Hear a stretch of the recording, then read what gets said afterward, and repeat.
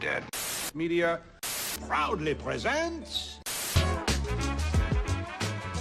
Hey guys, welcome to Couch Kernels. I'm Dead Media, and even though this is only my third video, it doesn't change the fact that right now, it's October. The time of year we all focus on the spoopy. I myself normally do marathons of entire slasher franchises this month. Original entries only, no reboots. With a big goddamn bowl of candy. And in fact, a large fat man. So why don't we just go for it and have a theme month? We'll call it Spook Month. In fact, here. Decorations. Bat. He needs a name, doesn't he? Say my name. Obvious choice would be some kind of pun. The worse, the better. I've got it. Let's call him Phil. Anyway, now that we've got that out of the way,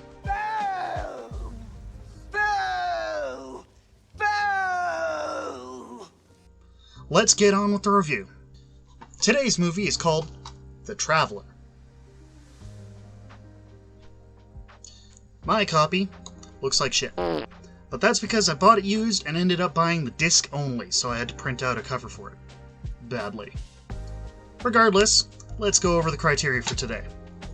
Today, we'll be looking at dialogue, acting, soundtrack, plot and writing, effects, and today we have a special secret criteria which can earn the movie a bonus point. Since it is a bonus, that means it is possible for this movie to score a 6 out of 5 today, but it would have to be pretty special. Now, audiences and critics alike really didn't care for what this one brought to the table, but I actually enjoy it. I don't watch it a lot, but I don't think it's terrible. Anyway, let's get started with plot and writing. The story of this one goes that at Christmas time, at a small town police department one night, a stranger walks in and informs the desk sergeant that he would like to confess to a murder. The desk sergeant freaks out and pulls a gun on him before some of the other officers in the building arrive, which eventually includes the detective on duty that night. The detective kinda seems like he's going through the motions a bit, as he's going through a very tough time in his life. You see, a year prior, his daughter was out playing with her cat, Shining.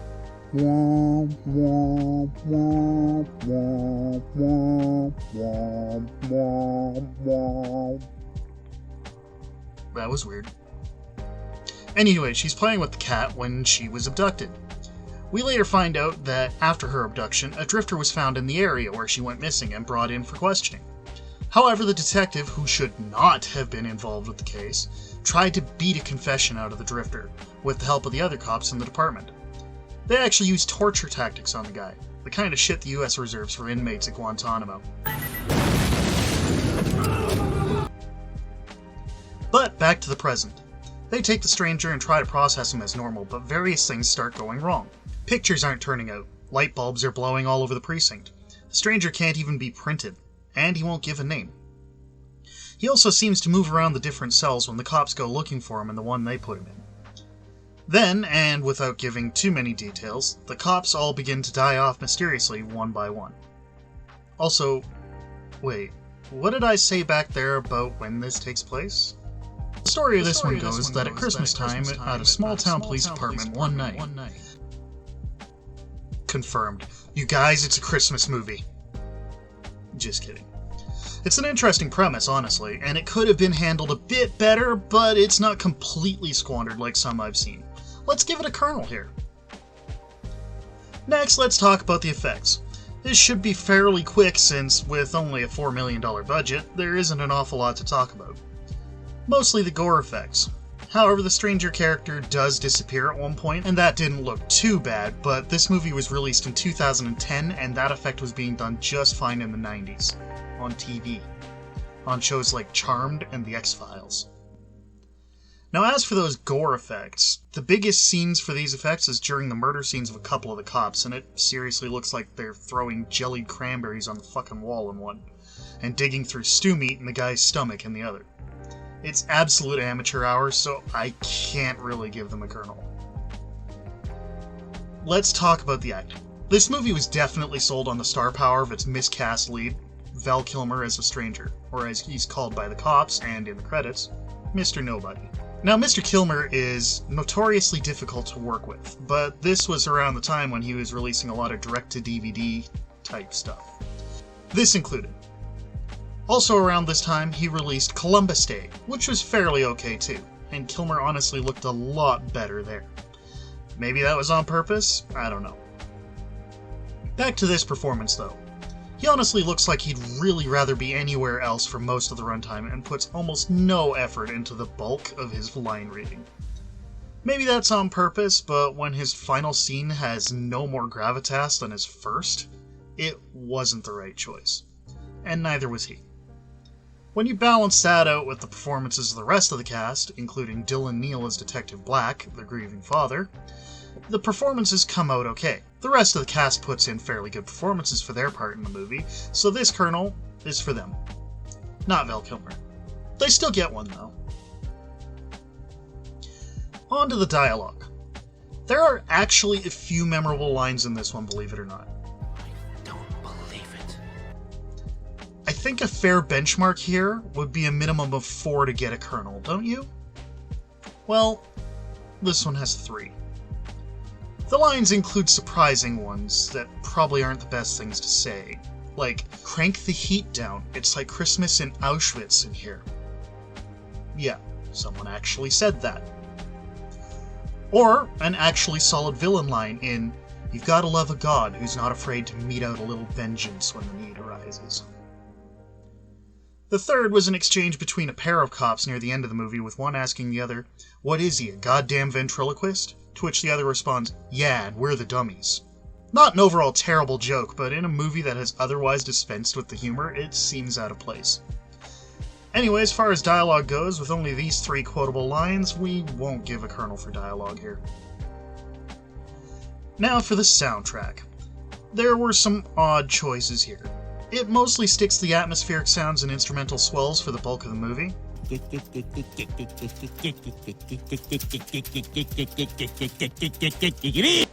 But it goes heavy metal instrumental a couple of times near the end, which again feels out of place. Especially since the most memorable part of the soundscape of this movie is the Lacrimosa, which for most of the times we hear it is whistled by Val Kilmer. This was the start of the Lacrimosa coming back into the public consciousness in a big way there for a few years. Seemed for a bit, any form of media you picked up had it in there somewhere. It's in a scene in BioShock Infinite.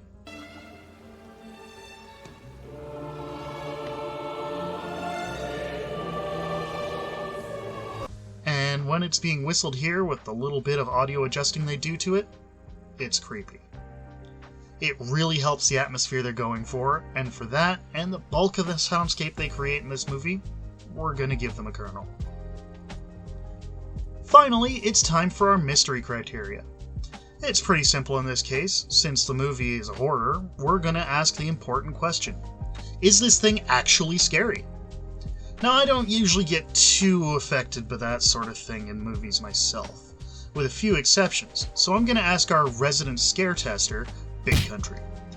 With him now in the field is me. Can you hear me?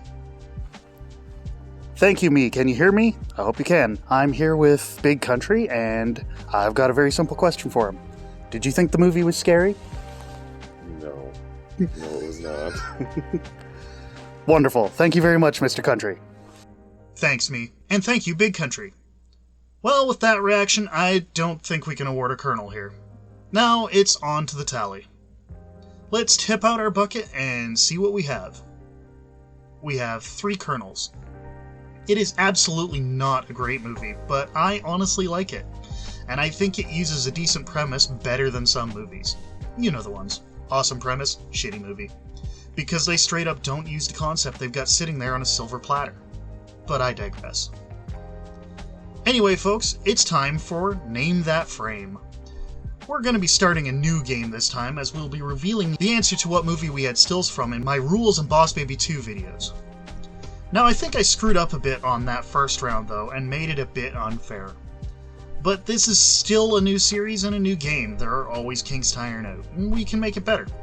From here on out, we'll do things that are a little bit more mainstream, but I'm still going to avoid showing any characters or iconic images in the stills if I can. If you look at my TV screen, we have our first still for the next round. This can be from a movie or a TV show, and next time there will be a new still from the same one. Let me know in the comments below if you figure it out. Now the answer to the last one is... the Scribbler. Now it won't always be the case, but we will actually be talking about this one more in the near future. If you haven't heard of it, don't worry, I'll tell you about it. But I won't spoil it. Just keep watching my videos if you want to know more about it. Anyway guys, that's it for me. Did you agree with my review? Let me know.